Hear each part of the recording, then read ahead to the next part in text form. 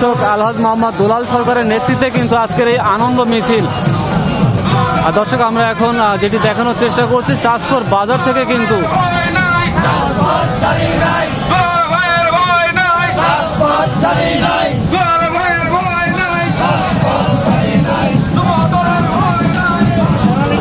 দর্শক, আজকের এই আনন্দ মিছিল শেষে কিন্তু কত সবাই বক্তব্য রাখবেন। সবাইকে ধন্যবাদ জানিয়ে এখনকার মতো বিদায় নিচ্ছি। নেক্সটে সবাই চোখ রাখুন। ধন্যবাদ।